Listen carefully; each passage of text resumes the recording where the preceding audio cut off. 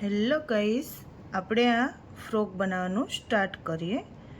હવે આપણે green colour લીધો છે, ગ્રીન કલરથી આપણે સ્ટાર્ટ કરીએ। હવે આપણે આની સામી સોય રાખવાની છે, આગળનો દોરો આવી રીતનો રાખવાનો, આપણે સામી સોય આવી રીતની ટીપ લેવાની છે। આવી રીતનું આપણે ફરતું ફરતું હાલી અને ફ્રોક બનાવવાનું છે, આખું ભરી નથી દેવાનું ફ્રોકને। જો આપણે આવી ગ્રીન કલરનું ફ્રોક બનાવીશું, જો આવી રીતનું આપણે આખા ફ્રોકનો આ ફરતો રાઉન્ડ છે એ આપણે ગ્રીન કલરનો બનાવશું। સ્લીવ પણ આપણે ગ્રીન કલરની બનાવશું। આ છે કેવા કલરનું બનાવવું છે? રેડ કલરનું। આને આપણે રેડ કલરનું બનાવશું અને આ ફરતો રાઉન્ડ છે એ આપણે આવી રીતનો ગ્રીન કલરનો બનાવશું।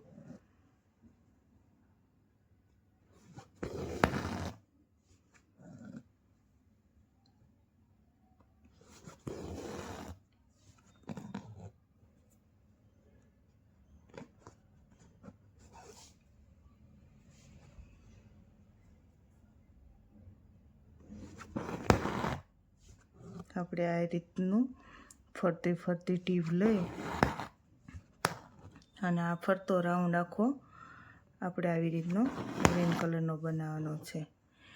એટલે આપણું આખું ફ્રોક કેવું લાગે છે કોમેન્ટ કરજો। મારો વિડીયો ગમે તો લાઈક કરજો, શેર કરજો, સબસ્ક્રાઈબ કરજો, એટલે મારા નવા નવા વિડીયો તમને જોવા મળે।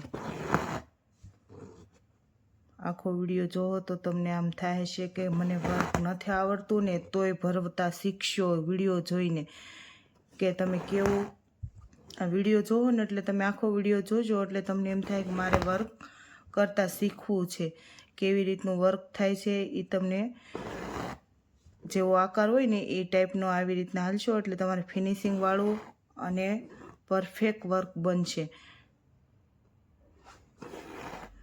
આવી રીતનો આપણે આખો આ ફરતો રાઉન્ડ છે એ ગ્રીન કલરનો બનાવવાનો છે।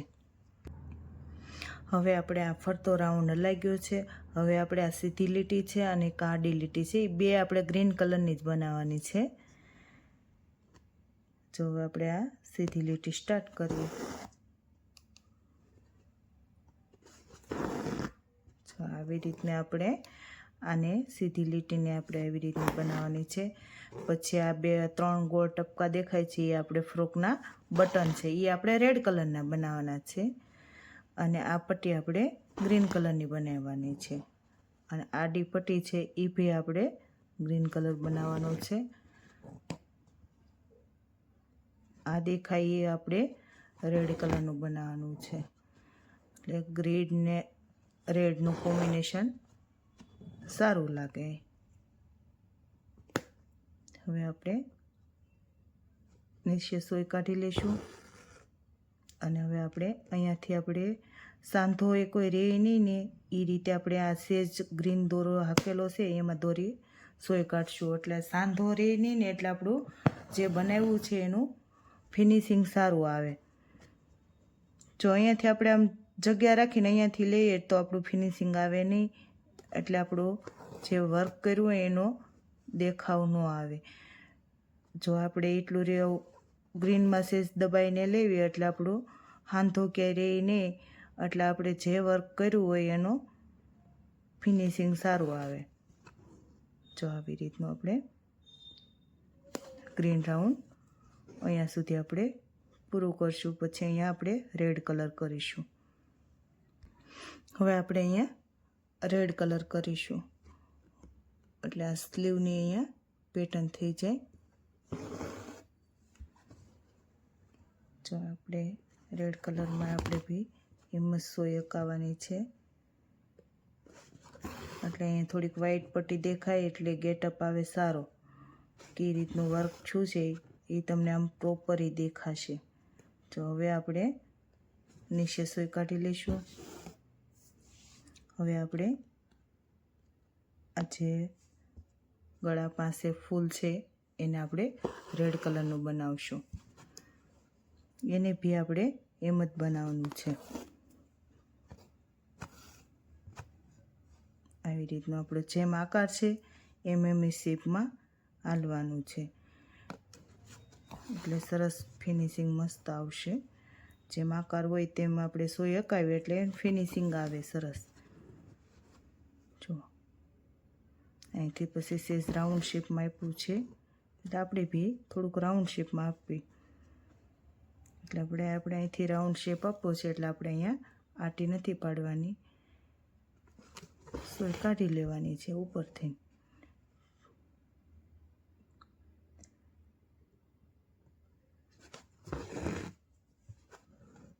હવે આખું આવી રીતનું આપણે આ રેડ કલર કરવાનો છે. હવે આપણું આ થઈ ગયું છે. હવે આપણે અહીં સ્લીવમાં આપણે રેડ કલર થોડોક કરી નાખીએ. એક પટ્ટી બાકી છે તે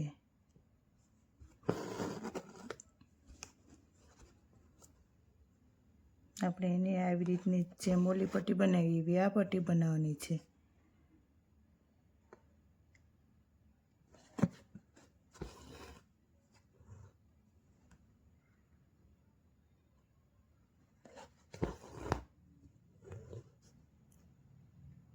આપણે પટ્ટી થઈ ગઈ એટલે સોય નીચે કાઢી નાખશું. હવે આપણે અહીંયા બટન 3 છે એને આપણે કરીશું. હવે આપણે અહીં બટનમાં આપણે ગોળ ખાલી 3 ટપકા જ કરવાના છે. તો આપણે અહીંયાથી આપણે આવી રીતની અહીંયા સોય નાખવાની, પછી અહીંયાથી આપણે ગોળ આટો રાઉન્ડ મારી દેવાનો છે આવી રીતનો. પછી આપણે અહીંયા સોય પાછી ખૂતાડી દેવાની, નીચે દોરો ખેંચી લેવાનો, એટલે ગોળ મસ્ત ટપકું જ ખાલી કરવાનું છે. પાછું આપણે એવી રીતનું આ બીજું કરશું. જો આને આપણે દોરો આમ ટાઈટ પકડી રાખવાનો, પછી અહીંયાથી આપણે આટી મારવાની આમ, અને આવી રીતનું આપણે સોય નીચે નાખવાની.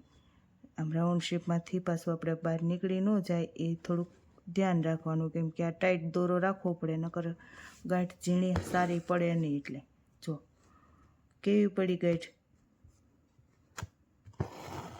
જો આવી રીતનું આ દોરાને આવી રીતનું રાખવાનું. આટી મારીને આપણે આવી રીતની સોય નીચે નાખી દેવાની, પછી દોરો ખેંચી લેવાની. જો કેવું આપણું ફ્રોક કમ્પ્લીટ બની ગયું છે.